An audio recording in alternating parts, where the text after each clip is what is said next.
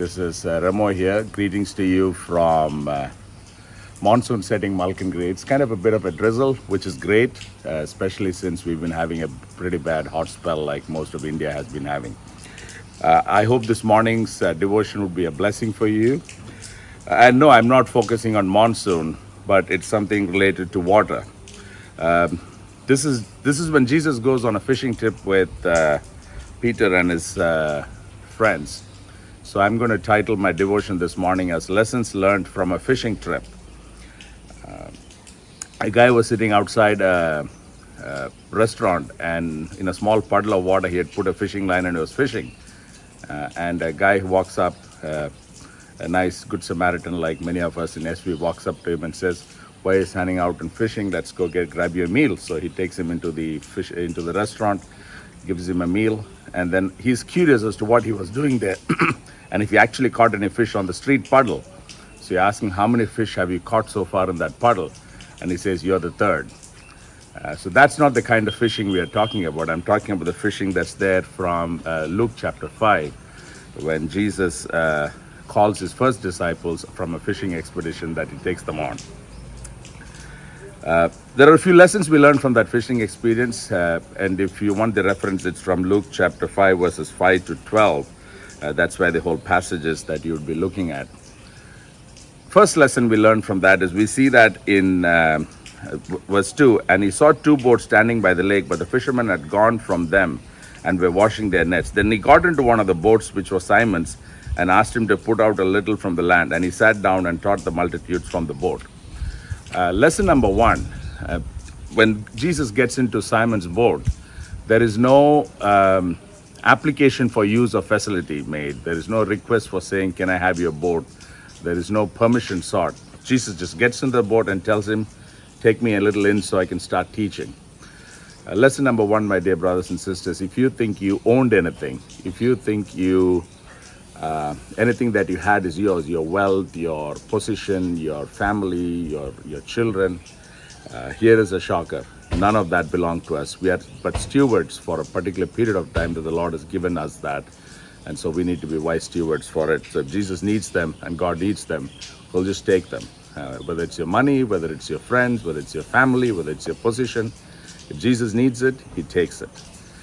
Not that he's going to grab it from you. If he needs it, he's going to take it. It's just a way of us understanding this passage that nothing that we own is ours. It's God's, and therefore we are wise stewards of it. Lesson number two, and then verse 4 onwards, he says to Simon, "Launch out into the deep and put down your nets for a catch." And thankfully, I am not Simon. If I was Simon, this would have been my response.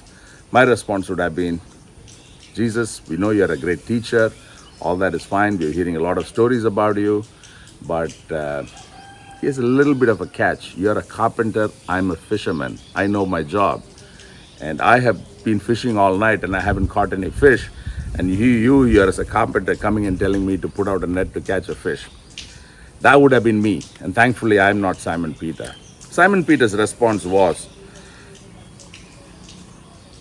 "Master, we have toiled all night and caught nothing. Nevertheless, at your word, I will let down your net." Please remember, at this point of time, Simon was not his disciple.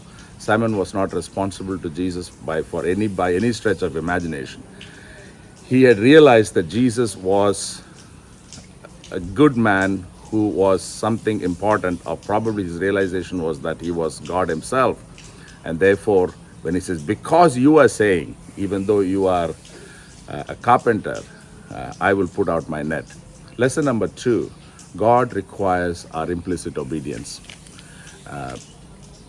Many a times we tend to rely on our own wisdom, our own strength, our own capacities, our own skills, and we push ourselves to not rely on God completely. Lesson number two today, let's take it, that God requires us to obey him implicitly if we want God's miracle to happen in our lives. And that's what we see in the following verses. We see that when they had put down the net, they had caught so many fish that their nets were starting to break. And here's an amazing thing what they do next. And again, I'm glad I'm not Simon Peter in that story. If I was a Simon Peter, I would have yelled out to my other boats to come and say, "Come, let's make more money today." All night we toiled, we didn't get fish, we got an abundance of fish. Let's make more money, get my other boats, let's catch all the fish and take it for our own sale. But Simon Peter, he says, he signals to their partners in the other boats to come and help them. And they came to and filled both the boats so that they began to sink. He shares his blessing with his partners. Lesson number 3. Our blessings that the Lord gives us is not for our own personal consumption, but to be shared with others. Whether it is your blessings in your emotions, blessings in your body, blessings in your money, blessings in your family, all of which is meant for public good, not for private enjoyment. God's blessings to his children are for public good. Lesson number 3, when the Lord blesses us, let's make sure we share it with others. Lesson number 4, when Simon Peter saw this, he fell down at Jesus' knees saying, "Depart from me, for I am a sinful man, O Lord." I was imagining this, if any of us had this blessing like that, if, suddenly we get an abundance of money, or suddenly we get an abundance of a property, or suddenly we get an abundance of friends, or we buy a new car, or amazingly, miraculously, we get a new house, what would we do? Next Sunday, it would be a testimony in church as to how the Lord blessed us for our goodness, as to how we obeyed the Lord implicitly and the Lord blessed us immediately. And we wouldn't be wrong in that. But what does Simon Peter do? He's not going to the synagogue and saying, "I obeyed the Lord implicitly and the Lord blessed me mightily and miraculously." He falls down on his feet and realizes his own sinfulness. What the Lord requires of us when he blesses us is to introspect our own lives as to how we are worthy of that blessing or not. In most cases, we are not. And it is purely God's grace that the Lord blessed us for what we are, or what we did, or what we didn't do. In fact, in all cases, that's the case. Lesson number 4, may the Lord's blessings compel us to introspect our own lives. The sins in our life, the sickness in our life that we need to clear off, heal ourselves of. And my prayer, dear brothers and sisters, that these 4 lessons, and finally we see that they have this miraculous, beautiful call from Jesus to become his disciples, where they become a part of God's contingent who take not only the gospel to rest of Israel, but also to the rest of the world.